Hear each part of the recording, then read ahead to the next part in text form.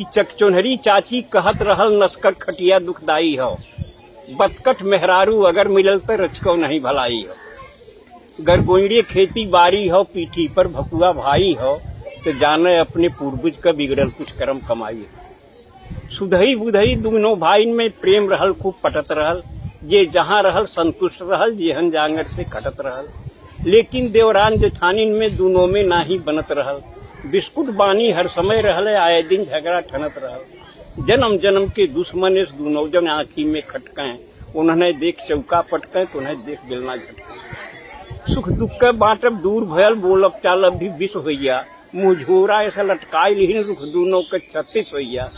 गभुराए गजब बोली बोले आपस में, दोनों जरई लगिन उबरई लगिन, भीतर भीतर अपने दुल्हन के भरई लगिन। भाई इनके पावन रिश्ता में दोनों मिल गजब गिराई दीन, और दिन रात कान फूकत फूकत पानी में आग लगाई दी। हाँ। ताना तानी में बात बढ़ल, फिर भाईन में खटपट होइया, कुछ बनल गिरस्ती बिगड़ गई, खेती बाड़ी चौपट होइया। सुतहा रुपया कर्जा लेके छोटकऊ जने परदेश भगेन, बोझा ढोवे क मजदूरी कुछ एहर ओहर के करे लगेन। कम पढ़ा लिखा बुधई गंवार का काम मिले कोयलारी में, 12 घंटा टुकड़ी ढोए और कोयला बोझे लारी में। करिखा हो गया कपड़ा लगता, सज्जे शरीर करियाई गई, अगली पछली कुल सुझे लाग, मोहर सकल हेराई गई। वह दिना बेचारू बुधई ते जाने बिल्कुल बौराई गए, रचना तब की है जब मोबाइल नहीं था। जी जी। वह दिना बेचारू बुधई ते जाने बिल्कुल बौराई गए, जब दुई दुई बैरन चिट्ठी एक कई दिन घर से पाई गए। तो पहली चिट्ठी मेहरारू के पहली भेजा था, वो पहली चिट्ठी मेहरारू के, दूसरी माई के हाथे से। देखिए कविता के संस्कार को संभालने के लिए इसमें थोड़ा परिवर्तन किया है, जबकि परिस्थितियां बदल गई हैं। तो पहली चिट्ठी मेहरारू के, दूसरी माई के हाथे से, पहली गोरे के तरे धरन, दूसरी लगायन माथे से। माँ की चिट्ठी का जवाब दिया, कुल पढ़ पढ़ाई के जान समझ लिख के समझायन माई के, जिक्रे कर्जा से आज तलक बा दुनिया में भरपाई के। लिखता है कि प्रणाम हजारन बार कहीं तोहरे चरणन में हे मैया, जुग जुगती दुगनो चुक जाई तोहरे वर्णन में हे मैया। विज्ञान बढ़ल बा यह युग में कुछ नई नई अजगुत के, धरती का मनई कल पुर्जा से चांद तलक पहुंचाई दे, पर लाल लहू के श्वेत दूध अभी तक नहीं बना सका। विज्ञान और टेक्नोलॉजी नहीं पाई, पर लाल लहू के श्वेत दूध अभी तक नहीं बना सका।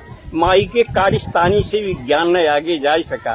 तो माई रे तोरे असीसन से जांगर जिंदगी भरपूर रही, प्रफुल्लित रहब रन में बन में दुख और दरिद्र दूर रही।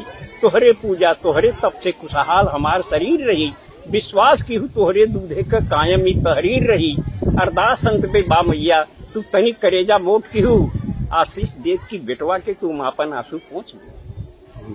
फिर दूसरी बात जिसके लिए पूरी बात कही गई है कि फिर मेहरारू के लिखें, फिर मेहरारू के लिखें तो के चाही गहना सोना चानी, कंघी दर्पण चोटी चप्पल चोली चौकस चूनर धानी। पाती से पता लगल हमके ते हमरे बिना उदास रही, ना खात ही दाना पानी ते हरदम गारत आंस रही। तो सीता हरण सुने होगी पंडित से कथा रामायण में, बिरहा चैता कजरी सोहर सावनी लावनी गायन में। जब पंचवटी में सीता के रावण धैलेस बरजोरी से, सीता का आंस बहे जैसे पानी बरखा के ओरी से। तब रावण बोलल है सीता, सीता को रावण पकड़ता है, रोने लगी। रावण ने कहा रो रही हो सीते, दशरथ के भंडार में बड़ा सोना चांदी था, जनक के पास भी सोने चांदी की कोई कमी नहीं थी, लेकिन तुम्हारी पति के प्रति निष्ठा अविचल थी, अटल निष्ठा थी, इसलिए तुमने सोने चांदी की तरफ देखा नहीं, राम के साथ चली आई। और वह राम तुम्हारे साथ तब तक रहा सीता जब तक सोने चांदी से तुम्हारा मोह नहीं जगा था। आज माया के सोने पर, रोल्ड गोल्ड पर तुम्हारा मोह जग गया तो राम छूट गया। और जब सोने का ही सवाल अहम है तो चल लंका जहाँ सोना ही सोना है। कौन सी गलती किया था? जब पंचवटी में सीता के रावण धैलेस बरजोरी से, सीता का आंस बहे जैसे पानी बरखा के ओरी से। तब रावण बोलल है सीता, जब भयल राम वनवास रहल, दशरथ के महल अटारिन में सोनन का हास विलास रहल, लेकिन न मोह भयल तोहके तब राज और राजधानी पर, तू लात मार के चली आऊ दशरथ के सोना चानी पर। तब पति का प्रेम मिलल सच्चा, कंडीशन थी। तब पति का प्रेम मिलल सच्चा, विश्वास राम में बना रहा, सोना का सूरत दूर रहल, विश्वास पति में घना रहा। माया का सोना हिरन देख जब लालच लोभ त्योहार बढ़ल, पति प्रेम भुलायल, सोना का जब विकट कपारे भूत चढ़ल, तो दुर्गत का पहरा, आयल किस्मत करम फुटल सीता। सोना के भारी लालच में लपट के साथ छुटल सीता। सोना के चाह तो है बाटे तब तक बेकार कुल रोना हो। अब चला चली लंका नगरी जोने में सोने सोना। ये बात याद कर रावण का आवाज सही है सदा रही।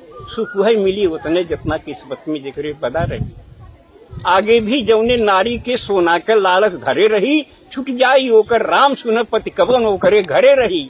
ई कहत कहत ड्यूटी आइल, बुधई झट बांध लेन पगड़ी। देखा तो आगे खड़ा रहा जोड़ी वाला लेके सगड़ी। अब जी वही